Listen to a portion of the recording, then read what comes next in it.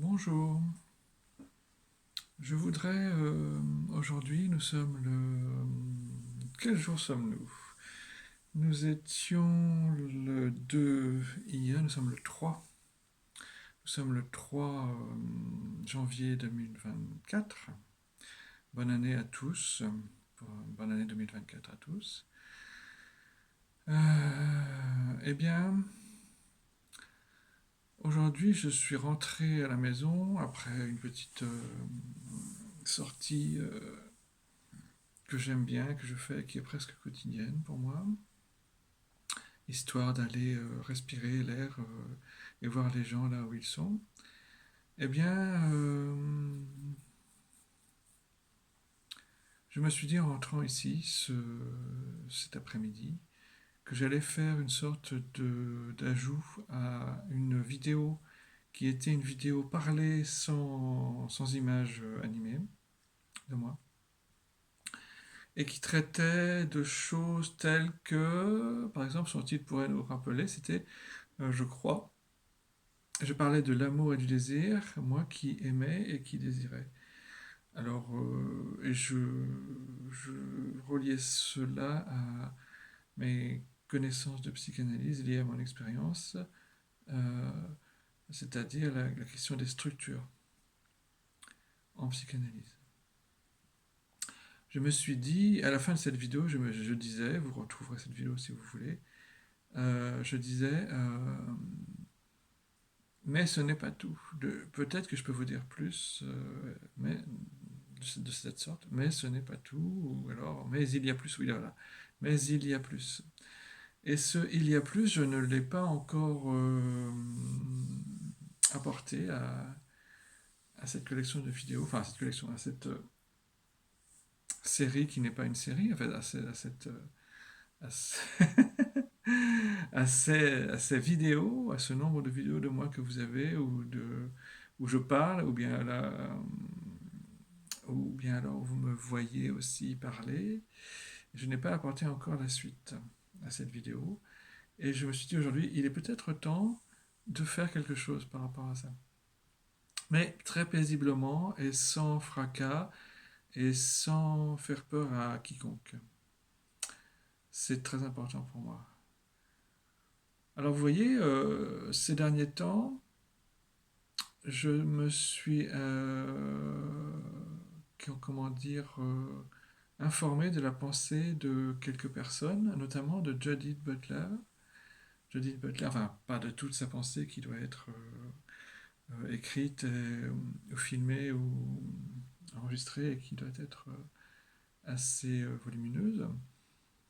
C'est une universitaire américaine qui s'occupe d'études de genre, Judith Butler, et qui, il y a quelque temps, a écrit un livre qui s'appelait, dans sa traduction française, Troubles dans le genre, en anglais américain, je suppose. Et cette traduction a été faite en français, mais tardivement. Et son enseignement, ses enseignements, sa pensée a été en France accueilli avec circonspection, dirons-nous. C'est le tableau global que c'est l'image globale que ça peut donner. Tout ce qu'on lit sur Internet par rapport à la réception de sa pensée, parce qu'elle était difficile à mettre dans une catégorie française, par exemple, franco-française ou française, par rapport au féminisme. Les études de genre, en France, il y en a aussi, mais elles sont plus récentes.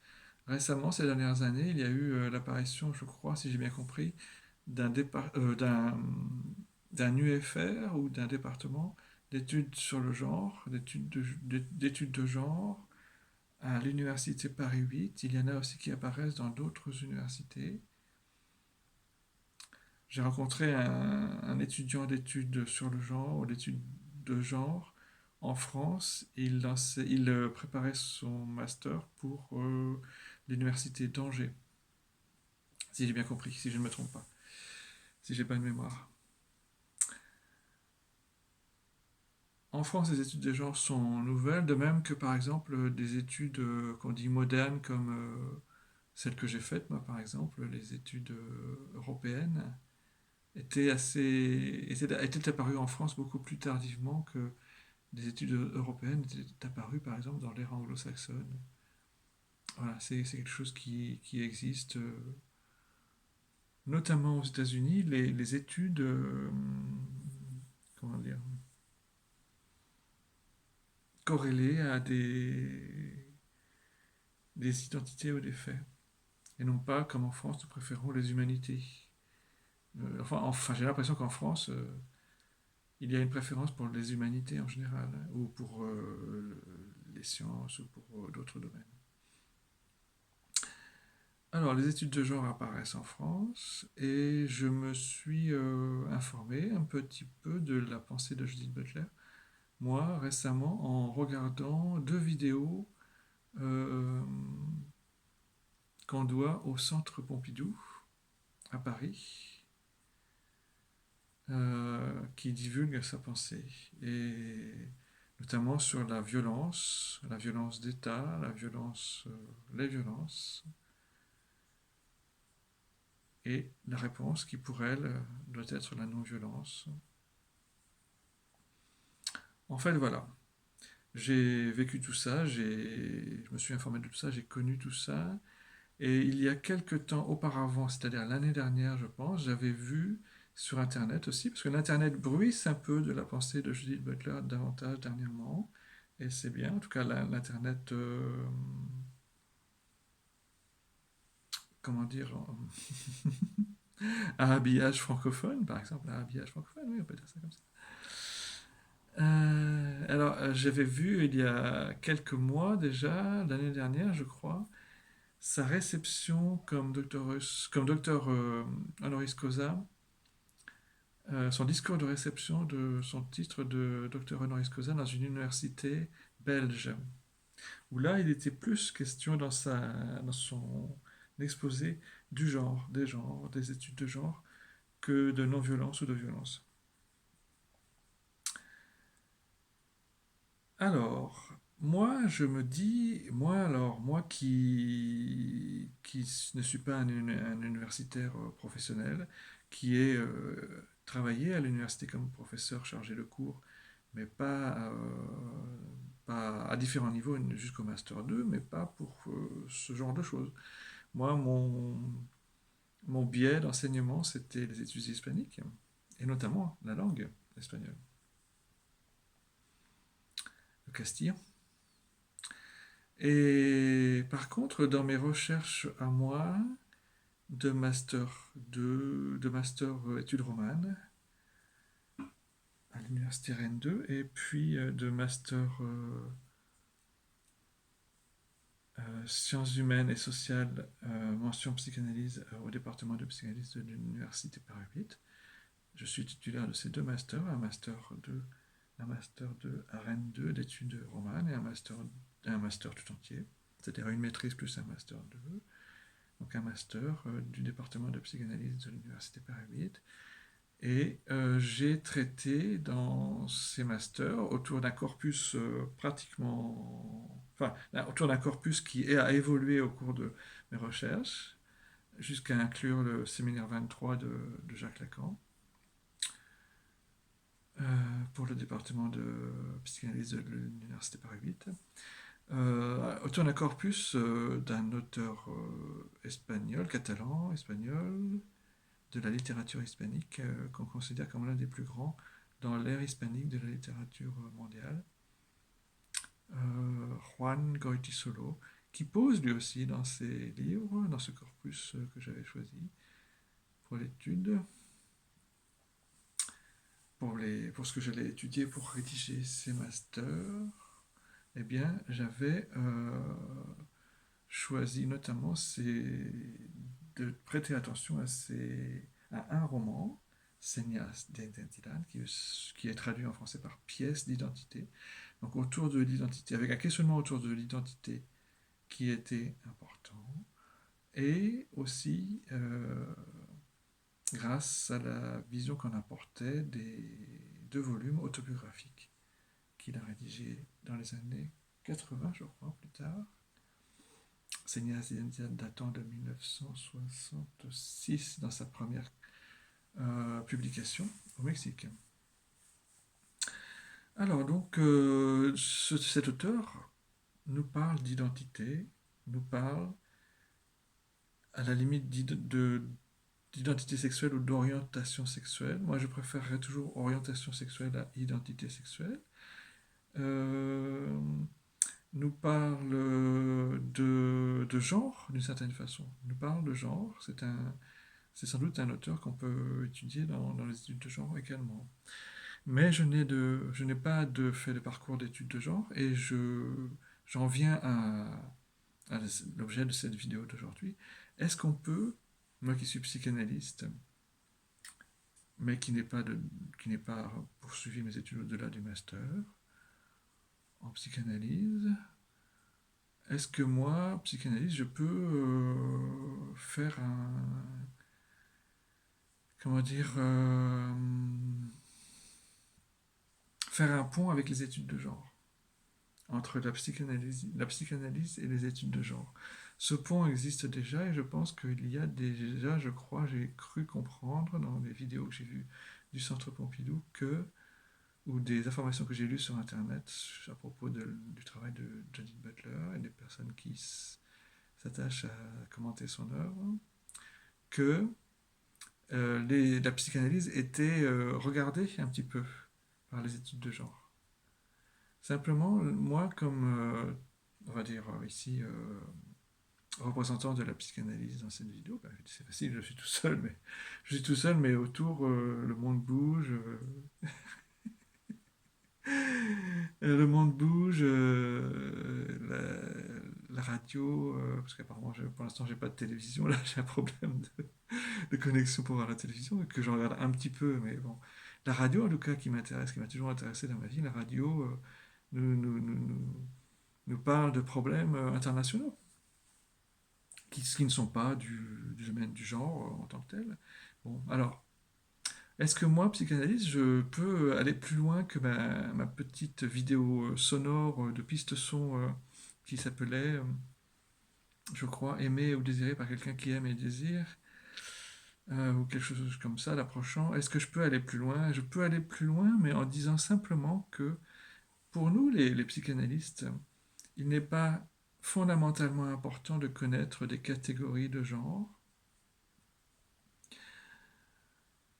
Bien sûr, nous vivons, nous parlons avec des gens, nous lisons, nous regardons des vidéos sur Internet, nous assistons à des colloques, nous participons à des colloques, nous, nous avons nous-mêmes notre genre, notre propre genre, et la vie est faite de cela aussi. Donc nous y prêtons attention aux études de genre et à leurs conséquences dans la société. Mais en fait, il est important pour nous, les psychanalystes, que ces deux disciplines ne soient pas trop dépendantes. Pas trop dépendantes. Pas trop dépendantes.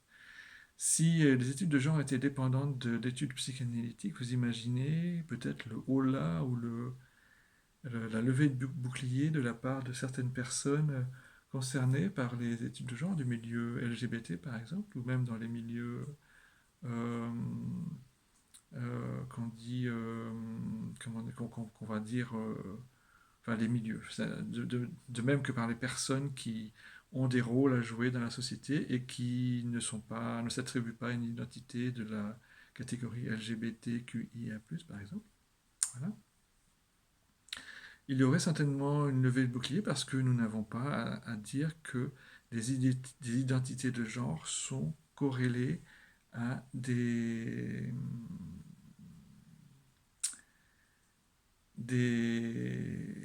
on penserait à des maladies psychiques ou à une échelle dans le bien-être, par exemple, qui ferait que la psychanalyse permettrait, par exemple, une sexualité plus épanouie. Mais c'est pourtant le cas. Je pense quand même qu'à être passé par la psychanalyse pour ceux qui en ont besoin permet certainement d'avoir une orientation sexuelle, une sexualité plus épanouie. Mais de là à vouloir corréler par des grilles de lecture communes ou des fléchages la psychanalyse aux études de genre et les études de genre à la psychanalyse, je ne pense pas que ce soit souhaitable. Chaque discipline, notamment universitaire, parce qu'en France nous avons la chance d'avoir le département de psychanalyse de l'Université Paris, qui est unique au monde. Il y a des efforts universitaires pour enseigner la psychanalyse à l'université, bien sûr, ce n'est pas nouveau, c'est formidable, mais il y a un seul département de psychanalyse dans le monde, c'est à Paris 8, à Saint-Denis, au nord de Paris.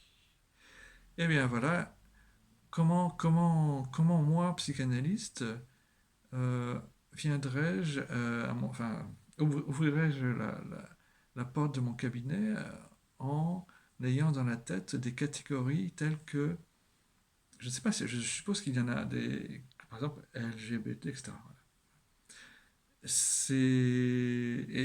Et avec des connaissances qui seraient liées à des études de genre, que de toute manière, je ne pense pas qu'elle puisse tellement donner ce genre de connaissances que certains imaginent, par exemple, tiens, ils sont comme ça, ils sont comme ça, elles sont comme ça, elles sont comme ça, tous, etc. Je pense que les études de genre ne peuvent pas non plus s'exonérer de penser qu'il y a des gens qui sont des individus avec leur singularité. Et nos patients sont tous singuliers, sont tous singuliers. Il n'est pas néfaste que je connaisse certains éléments des études de genre ou que d'autres psychanalystes les en connaissent, ou même s'intéressent plus que moi, pourquoi pas, ou même me donnent peut-être tort. Mais moi, personnellement, je n'irai pas plus loin que dire que la psychanalyse, lorsqu'on en a besoin, pour cela et pour autre chose, mais pour cela aussi, permet d'avoir une sexualité plus épanouie, certainement. En tout cas, de l'assumer plus facilement et d'en faire quelque chose d'autre qu'un problème, par exemple, si c'est un problème. Mais justement, est-ce que les personnes qui font des études de genre parlent de la sexualité genrée, comme on dit, du côté du problème? Peut-être, peut-être, je ne sais pas. Je leur laisse la balle, je leur lance la balle au bon, et je leur dis bonne chance et bon développement universitaire et associatif et tout ça, si vous voulez, il n'y a pas de problème. Personnellement, je ne voudrais pas que la psychanalyse et les études de genre soient fléchées, catégorisées, corrélées, l'une annexe de l'autre, ou quelque chose comme ça. Voilà. Vous comprendrez? Allez, à bientôt.